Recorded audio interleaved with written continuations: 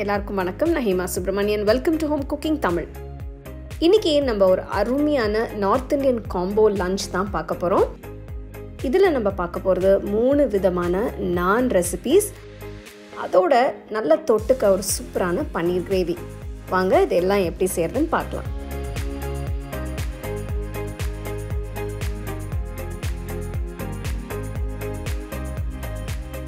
நான் செய்ய முதல்ல இதுக்கு தேவையான மாவு பிசைஞ்சுக்கலாம். இதுக்கு நான் 2 கப் மைதா மாவு எடுத்திருக்கேன். மாவு கூட 1/2 teaspoon baking soda, 1 teaspoon baking powder, 2 teaspoon சர்க்கரை, 1/2 டீஸ்பூன் உப்பு சேர்த்து எல்லாத்தையும் கலந்து விடுங்க. 2 டீஸ்பூன் நெய் ஊற்றிக்கலாம். நீங்கள் நெய் இல்லைன்னா எண்ணெய் கூட சேர்த்துக்கோங்க.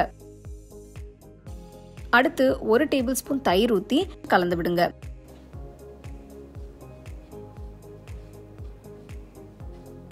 கொஞ்சம் கொஞ்சமா சுடு தண்ணி ஊற்றி நல்லா சாஃப்டா பிசையணும்.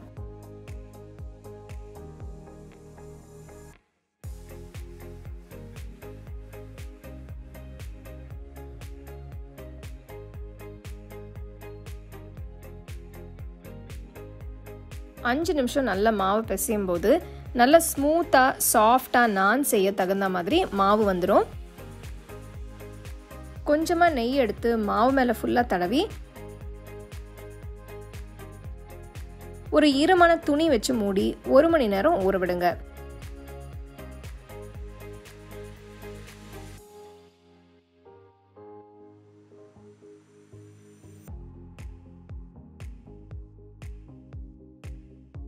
ஒரு மணி நேரம் ஆயிடுச்சு. மாவு எவ்வளவு சாஃப்டா இருக்குன்னு பாத்தீங்களா?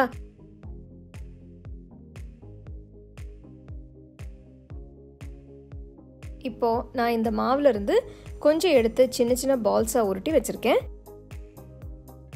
நான் தேய்க்கிறதுக்கு முன்னாடி சப்பாத்தி தேய்க்கிற கல்லுல கொஞ்சம் மாவு தூவிக்கலாம். அப்பதான் ஒட்டாம வரும். ஒரு மாவு பந்தை எடுத்து ஃபர்ஸ்ட் நம்ம பிளெயின் நான் செய்யலாம். சப்பாத்தி மாதிரி ரொம்ப மெலிசா தேய்ச்சிட வேண்டாம். அதே மாதிரி ரொம்ப திக்கா இருந்தாலும் நல்லா இருக்காது. ஸோ மீடியம் சைஸ்ல ரோல் பண்ணிக்கோங்க. இப்படி தேய்ச்சதை தனியா எடுத்து வச்சிருங்க.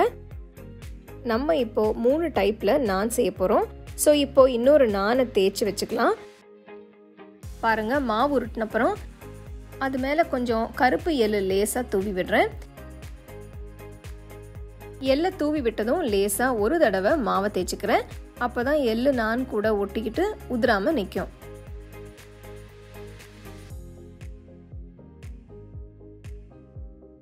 இதையும் தனியா எடுத்து வச்சிருங்க. இப்போ நம்ம பூண்டு வச்சு ஒரு நான் செய்யலாம். இதே மாதிரி மாவு மெதுவா உருட்டி மேல பொடுசா நறுக்கின பூண்டு,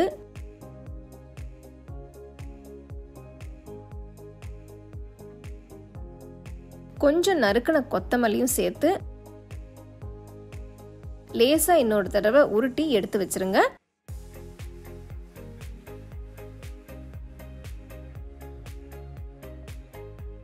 ஒரு தவாவை ஸ்டோவ்ல வச்சு சூடானதும் செஞ்சு வச்சிருக்கிற கார்லிக் நானை போட்டு லேசா கலர் மாறுற வரைக்கும் வேக விடலாம். 2 பக்கமும் திருப்பி போட்டு எடுத்ததும் நம்ம டைரக்டா ஃப்ளேம்ல குக் பண்ணிக்கலாம்.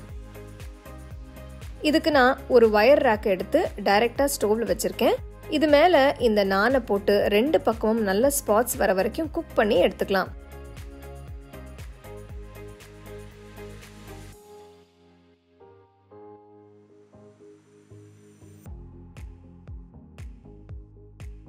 இப்போ இதுக்கு மேல கொஞ்சம் நெய்யை ஈவனா தடவி விடுங்க.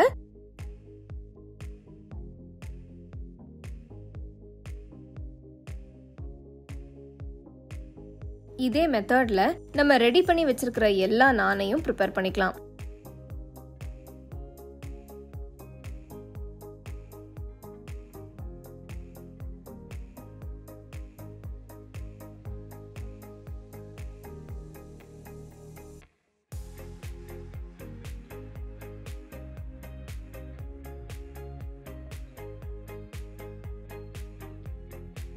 இதுக்கு மேல கொஞ்சம் நெய்யை ஈவனா தடவி விடுங்க.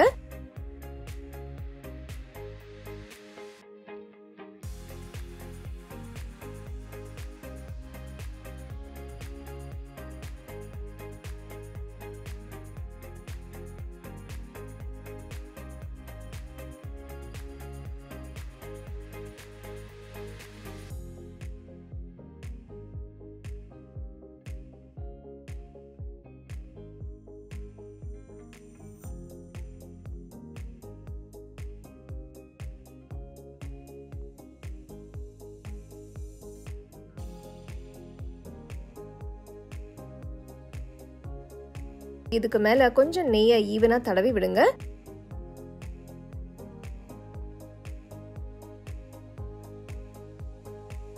பார்த்தீங்களா, இவ்வளோ சாஃப்டான யம்மியான 3 விதமான நானை எப்படி வீட்லேயே செஞ்சு என்ஜாய் பண்ணலாம்னு.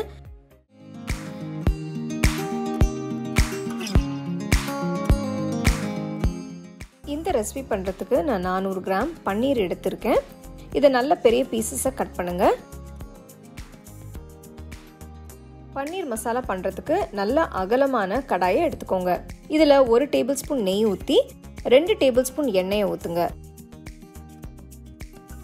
எண்ணெய் நல்ல சூடானதும் இதில் ஒரு சின்ன துண்டு பட்டை, கொஞ்சமாக மிளகு, 2 ஏலக்காய், 3 கிராம்பு, 1 கருப்பு ஏலக்காய், 1/2 டீஸ்பூன் சீரகம், அப்புறம் 1 பிரியாணி இலை போடுறேன். அடுத்து 3 பெரிய வெங்காயம் பொடியாக நறுக்கினது போடுங்க. வெங்காயம் நல்ல பொன்னிறமாகிற வரைக்கும் வதக்கணும்.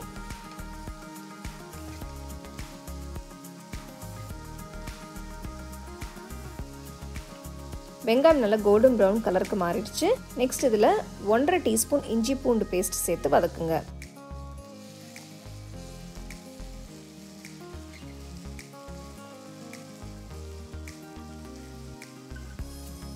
ரெண்டு நிமிஷம் வதக்கினதுக்கு அப்புறம் 5 தக்காளி துருவினது சேர்த்து வதக்குங்க.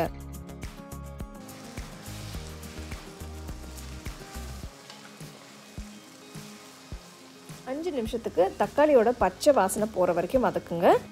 5 நிமிஷம் வதக்கினதுக்கப்புறம் மசாலா தூளெல்லாம் சேர்க்க ஆரம்பிக்கலாம். ஃபஸ்ட்டு 1/4 டீஸ்பூன் மஞ்சள் தூள், 1 டீஸ்பூன் உப்பு, 3 டீஸ்பூன் காஷ்மீரி மிளகாய் தூள், 1 டீஸ்பூன் தனியாத்தூள், 1 டீஸ்பூன் சீரகத்தூள் போடுங்க. எண்ணெய் பிரிஞ்சு வர வரைக்கும் வதக்குங்க.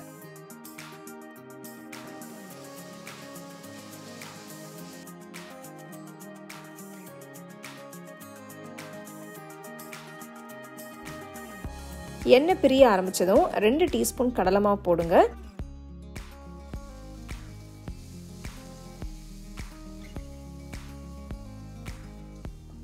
ஒரு நிமிஷம் வதக்கினதுக்கு அப்புறம் 2 கப் தண்ணி ஊற்றணும்.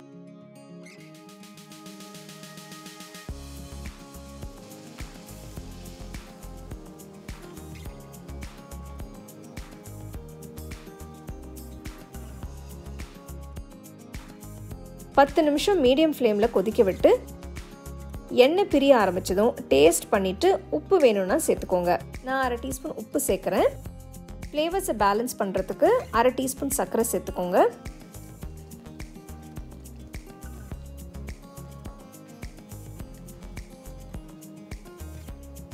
நெக்ஸ்ட் கட் பண்ணி வச்சிருக்கிற பன்னீரை சேர்த்து மிக்ஸ் பண்ணணும்.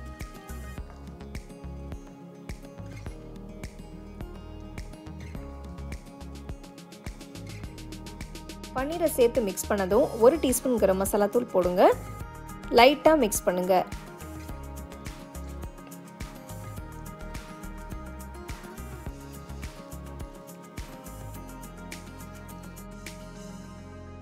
அஞ்சு நிமிஷத்துக்கு மீடியம் லோ ஃப்ளேம்லயே வேக விடுங்க.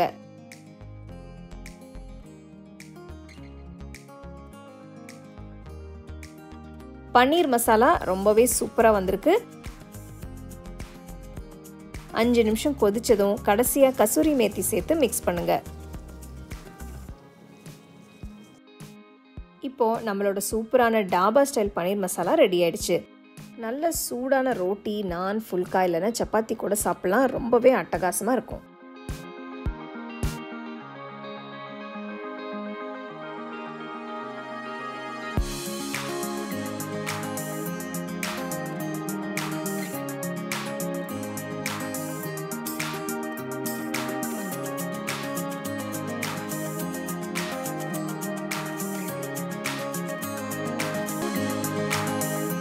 ஒரு அருமையான லஞ்ச் காம்போ பார்த்துருக்கோம். ஸோ இப்போ நீங்கள் வீட்டில் ஈஸியாக நான் செஞ்சு இதோட உங்களுக்கு பிடிச்ச பன்னீர் கிரேவியை நீங்கள் செஞ்சு சர்வ் பண்ணிங்கன்னா எல்லாருமே ரொம்ப பிரியமாக சாப்பிடுவாங்க. கண்டிப்பாக ட்ரை பண்ணி உங்கள் ஃபேமிலி ஃப்ரெண்ட்ஸோடு ஷேர் பண்ணுங்கள். உங்களுக்கு இந்த ரெசிபி பிடிச்சிருந்தா லைக் பண்ணி ஷேர் பண்ணி ஹோம் குக்கிங் தமிழ் சேனலுக்கு சப்ஸ்கிரைப் பண்ணுங்கள். மறக்காமல் பெல் ஐக்கானை கிளிக் பண்ணுங்கள். The second edition of our home cooking book is now available on our website 21frames.in. I'll give you the link in the description. You can go and check it out. The book is currently available only in India for now. So you can place your orders on 21frames.in.